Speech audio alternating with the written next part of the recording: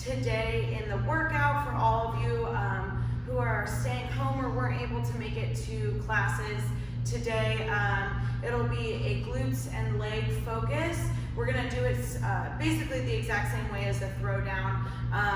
So let's get started. So Romanian deadlift to front squat is the first exercise. So there are always ways to modify this if you don't have any equipment, but if you have any dumbbells, if you have a kettlebell, even if you have like a weight of any kind, you're gonna do a Romanian deadlift, so straight leg deadlift, legs stay straight, knees stay soft, and then you're gonna come up to a front squat. So make it like a nice smooth transition. Romanian deadlift, and then into front squat. Back and forth, back and forth. If that's uncomfortable for you in any way, you can always separate the two. So just do front squats for 20 seconds and then Romanian deadlifts for 20 seconds. Next is going to be a wall sit. Just obviously go to any wall and do a wall sit. If you'd like to make it harder, if you have a calf band and want to do abductions, like knee abductions on the wall, if you have a weight and want to hold a weight or a plate or anything on your lap, a book, a couple books, a child, I don't know. If you want to do leg extensions out, so hold for 5 and then back, hold for 5 on another leg, or try the entire round to hold on a single leg. Just do something that makes that wall set a little bit more challenging for you. Then you're gonna go to fast feet, and that's your first block. Everyone knows how to do fast feet. For your second block, we have a wall ball toe tap as fast as you can. So it doesn't have to be a wall ball easily replaced with, anything in your house that you feel comfortable getting your shoes on. But just make sure you're tapping really quickly. Then floor to ceiling wall ball jumps. You don't have to have a wall ball if you don't have one, that's totally fine. But I want you going all the way down. So even if you don't have a wall ball, touch your fingers down to the floor and then jump all the way up in the air. Fingers to the floor, all the way up in the air. Make sure you have a wide base too so that you're coming down without pushing yourself forward. If my legs are too close together, I'm automatically gonna try to tap down on the floor by pushing my chest forward rather than sitting my butt back. So make sure you have a wide base as you're jumping up and down. Ladder in and out, so all you're doing is your base is basically like fast feet and you're going out 1 foot at a time.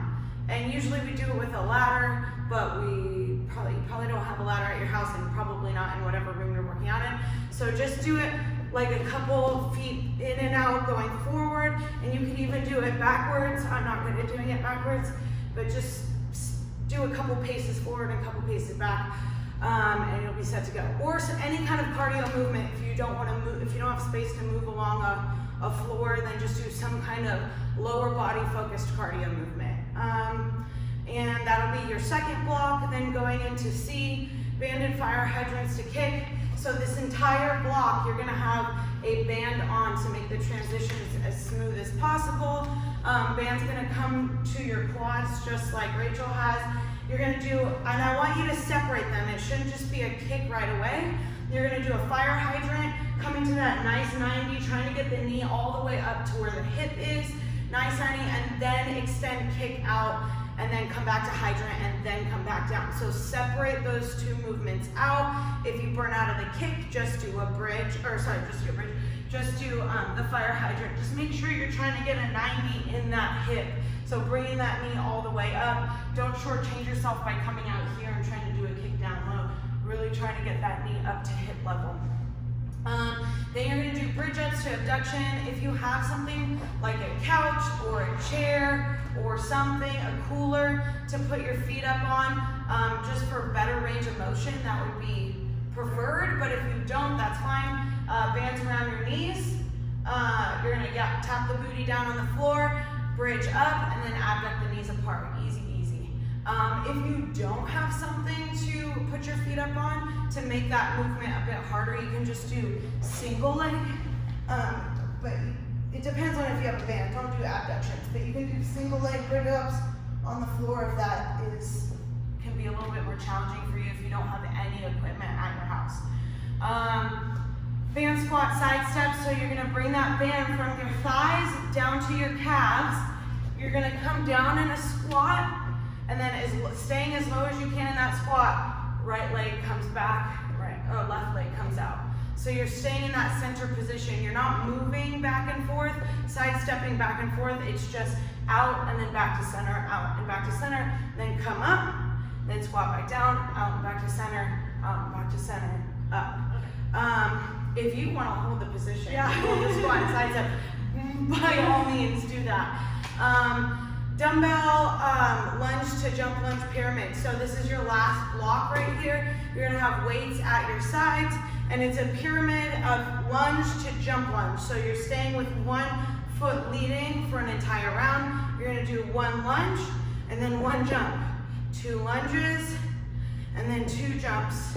And then I bet you can guess what comes next. And then for the next round, next time through, just switch your lead leg, and then we'll switch up the 20 on the last one. This block has kettlebells and dumbbells, but because there's jumping to it, it doesn't have to be very heavy weight in order to make it a little bit harder for you with the weight. So like for the jumping, you know, I'm gonna use like 10s and 15s. Like it can be a lighter set of weight than what you would usually do for a lunge. Then you're gonna do goblet squat pulses. Oh, I forgot my kettlebell. With a dumbbell or a kettlebell or a weighted ball, anything that you can hold at your chest to add weight. You're gonna come all the way down, do 3 to 5 pulses, and then back up. I challenged my members this morning to do a pulse pyramid too. So you come down, 1 pulse, up, down, 2 pulse, up, down, 3 pulse, up, 4 pulse. You can try that as well. Just make sure you're doing those little baby pulses right at that 90 where the most tension is. And then for the last one, we have pop squats. If you don't have any weight for the pop squats, you can always use a band as well. The band would be around your calves, just like a calf band if you have one. Otherwise, weights at the chest or at the shoulders. I prefer shoulders. It's just whatever your preference is.